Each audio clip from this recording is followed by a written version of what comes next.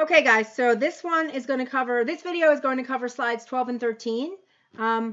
Hard to believe we are winding on down to the end of not only our lecture, but our class. So hard to believe. So let's chat about what's on slides 12 and 13. So we're ending class with a really sort of timely topic, right? The internet abounds. Technology is everywhere. This is a really timely topic to end our semester with. On slide 12, I have the term extreme tech anxiety. So a research study done with people in the UK, in Britain, I gave you the link, 2013 study. You can take a look at it while you're listening to me and also taking a look at the slide. They surveyed people in Britain with regard to what they call tech anxiety. So the kinds of anxiety that floods the individual as a result of not being able to engage with their, gadgets, right? In the study, they found 41% of respondents in Britain felt anxious and out of control when detached from their smartphone or their tablet, like an iPad. 28% said being without their gadgets makes them stressed. 51% admitted to suffering from extreme tech anxiety at one time or another, which they said in part was fueled by being worried that by not having their cell phone or their computer or their tablet handy, they might not be included with activities going on with friends, whether that be online activities, whether that be plans to go somewhere offline. I'm going to come back to this in the next slide, but something called phantom cell phone vibration syndrome has been coined by an individual by the name of Rosen in 2012.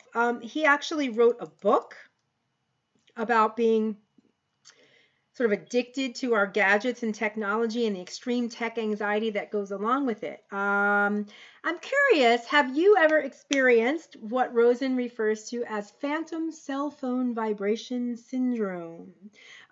Think about it. Have you ever been in, class or hanging out with friends or sitting around at home and you swear that you felt your smartphone in your pocket or in your purse vibrating? Someone's calling, someone left me a message, or someone posted something on my social media, and you go and check, and then you realize there was no text, there was no call, there was no social media, anything. Phantom, meaning people are actually perceiving something that isn't there. They're perceiving vibration of their phone as if they've missed a call or as if they've missed a text, etc.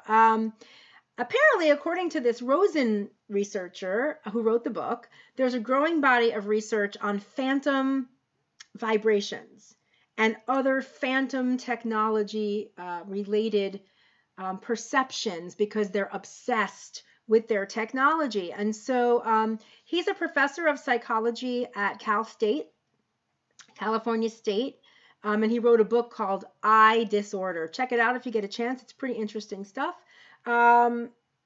His research focuses on the impact of technology on people's lives, and he does research on this topic. He has his own experiences, and he is really focused on what he calls obsessive technological use.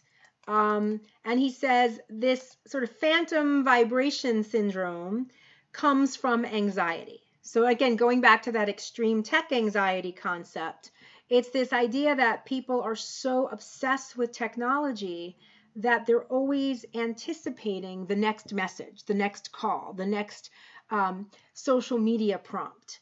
And they're so anxious about the next technological interaction that, especially since our phones are what we usually carry around with us wherever we go, they're so much in anticipation of their phone signaling them to the next technological interaction that they're actually having a form of anticipatory anxiety, right? So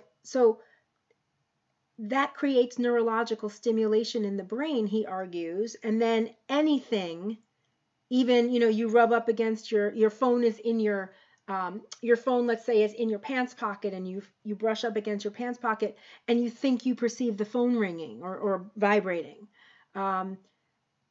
because it's that anxiety that is creating anticipation. and making you perceive the phone as if it's vibrating when it isn't. And he says this is just one indication of the obsession that people have with engaging with technology in our lives and the extreme tech anxiety that is more prevalent than ever before. Take a look at slide number 13 because it relates to what I'm talking about here.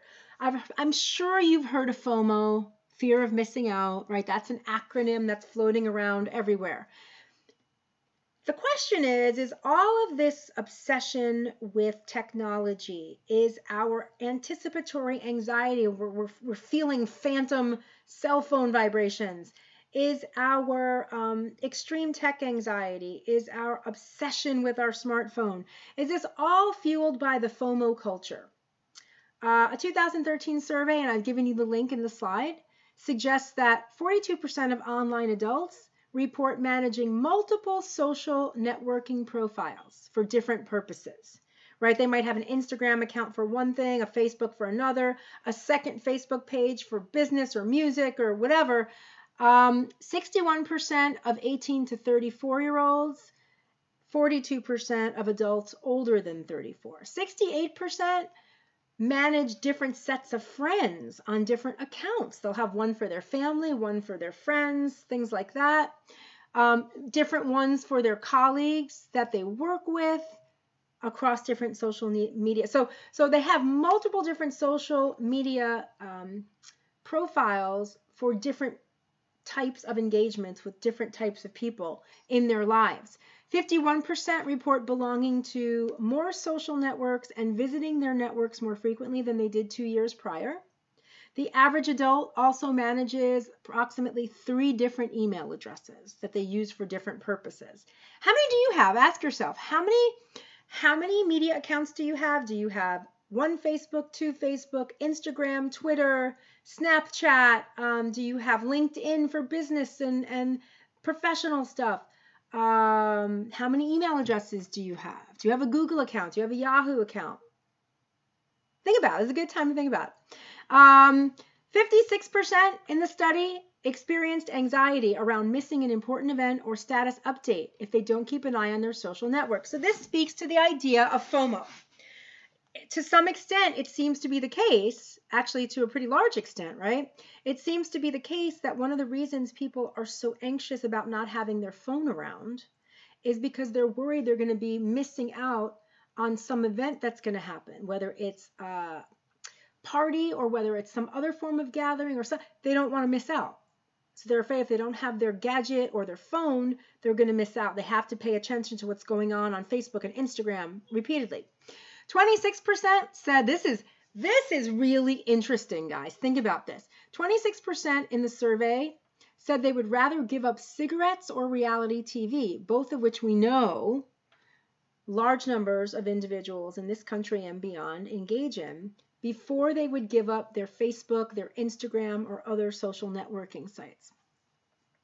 That's pretty interesting because smoking is linked, as you know, to cancer and other very serious diseases and early mortality. They'd rather keep doing that if they had to choose between that, something that could kill them potentially, and their social media site. They'll keep the social media site, which kind of counterintuitive because if you're dead, you don't need the social media site because, well, you're dead.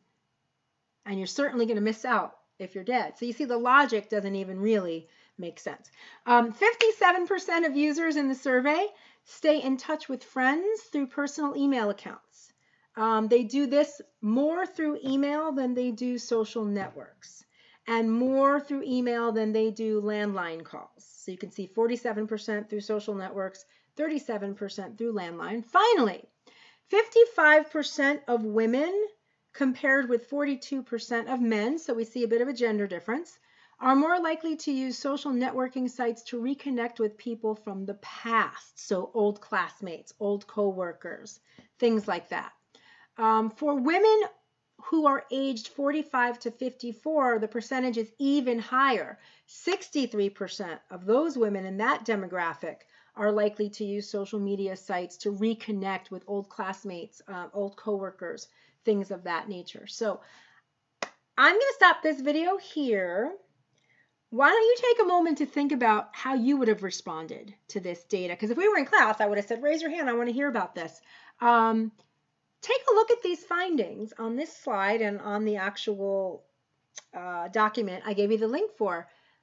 Curious where you would fall on these questions. And then meet me on the next video.